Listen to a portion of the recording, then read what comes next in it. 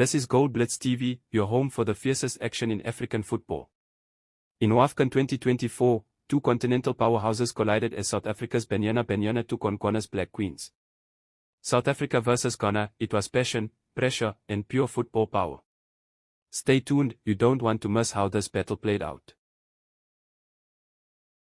Can make teams complacent, and she's very much taking that attitude, and I think it's the right attitude as well. Absolutely. With a target on your back, you don't want to be oblivious about issues and think that everybody's going to be afraid of you. Everybody wants to come and compete against you because they did it in style.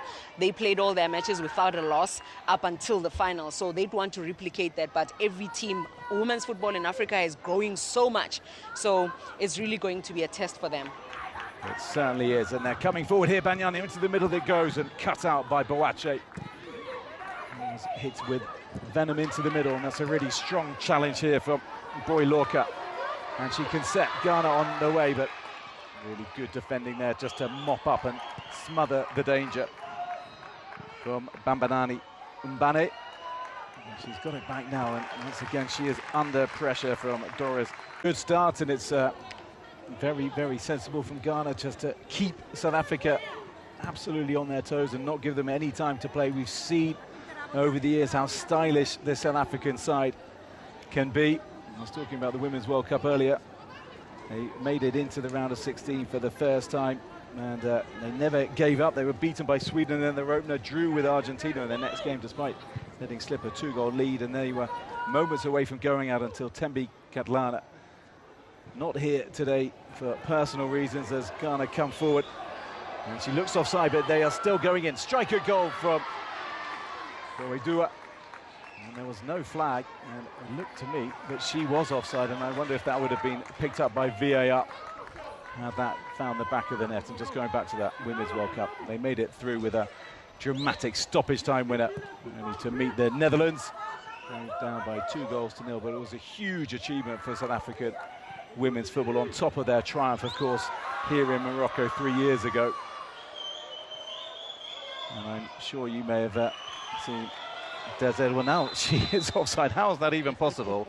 Because surely across, Mbane was playing on the Ghanaian, it was just a couple of yards inside the half, and she's saying exactly that, the Ghanaian.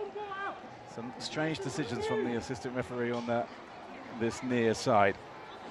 Absolutely. You look at this moment here and wondering what would VAR say, because you can see that Yeboah is a bit late when it comes to that tackle. She is indeed, and it's a very promising tactic to stay down on the ground to draw the attention of the VAR crew to it, as you say. The tackle coming in first. Well, there's going to be a water break as there's this break in play. This is the chance of Dua. Lacked power, and it certainly lacked precision as well. As Simpiwe Gludlu was saying alongside me, well worth seeing that challenge on Sesane. I'm still watching the official to see if she's going to go to the screen, and she is. There is the sign for VAR. They took their time, but I think this is absolutely the right call. And I think, I know you have to be impartial as a South African, but I'd be very surprised as this is not awarded as a spot kick to South Africa. Here it is again.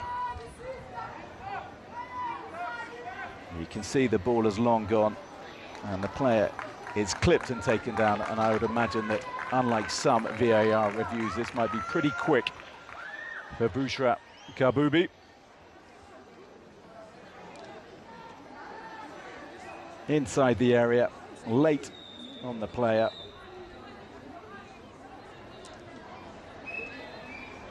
And no contact on the ball as far as I can see. And she is taking her time. Obviously, she wants to get this absolutely right.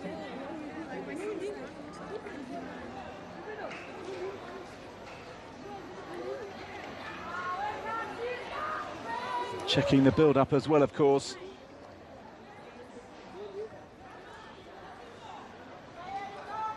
And And the decision has been made in the eyes of Bushra Kabubi. And the defending champions have themselves a penalty. Solo Sasane celebrates by lying back on the ground and looking up at the sky in relief. She's still not back on the pitch, but she'll be very, very happy. And I think, and I'm sure you'll agree, the right decision has been made, simply way. The right decision has been made. Ghana needs to look at themselves, because this is the third time that a clip has happened. The two strikers up top, Badu and Buedwa. Now, you look at Yeboah in the box, where she didn't have timing to say, when am I making this tackle? Stay on your feet as long as possible as a defender and stay behind the player to make sure that you push her away and furthest from your goals. Well, Linda Modlalo will take the spot kick. She scored in the group stages the last time around in the 3-1 win against Burundi. And she scored in the semi-finals against Zambia in stoppage time to take South Africa into the final. Far less pressure now. They can, one of South Africa's star players, give them the lead. Cool as you like in the heat of Ujda. Modlalo finds the bottom right-hand corner, and the defending champions are up and running, and a goal to the good from 12 yards out. And Banyana lead by a goal to nil. They lead by a goal to nil. This is the perfect start for them as they on the quest of defending this title. And who else to take that penalty than Linda Mutlalo, who's cool, calm and collected in this heat. She just picks a spot and realizes the goalkeeper's out. Here's the thing I have about penalties. A player that can pass is a good one to take a penalty. Well, you used to be head coach of the South Africa under-17 side, and so I'm sure you would have passed on some tips like that during your time with them. Absolutely. Pick your spot, keep your head down. The goals will never move, but you just need to be confident and put power behind it, and you're good to go.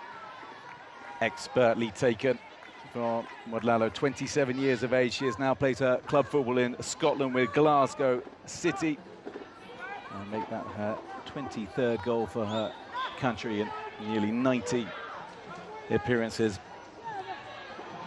Another one of the attacking players in this Banyana side, who's a joy to watch. That's a really good ball in, and there's no one in on the end of it.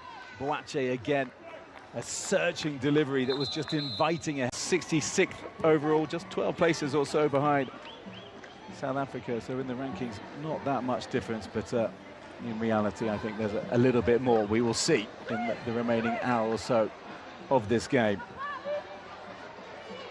Boedua trying to make hay again. That's nicely played. Sasane does really well to control that as well. And then brought down. And South Africa have the free kick. Yeboah just too strong in the challenge.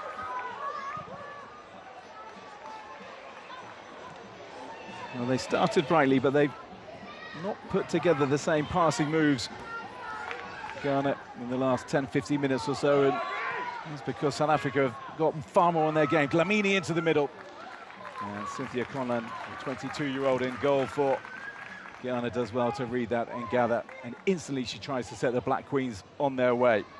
Badu. Room on the left-hand side for Anastasia Achia. But they've lost it, Ghana, and South Africa can break here. Into the middle, into Seo Pasenwe, strike a goal! And Banyana double their lead. 2 goals in a matter of minutes. 1 chance for the veteran 31-year-old. 1 goal as well. Well, this is her WAFCON farewell. And she'll be absolutely delighted to have started it with a goal. Took it really, really well. There, and she said, she said to Rama, just go on, take your time. And when they were trying to press, this is how she's been scoring goals in Mexico, and that's why she's enjoying club football. And I'm happy that she's bringing it into the national team as well, because this is how a striker says, I dance for the last time with so much pride and such class. I love it. Rama, to you. Two nations. One unforgettable match. Banyana Banyana stand tall, but Ghana's spirit won't be forgotten. The WAFCON fire is only getting hotter. Subscribe now and follow Gold Blitz TV for every explosive second of WAFCON 2024. Next battle coming soon.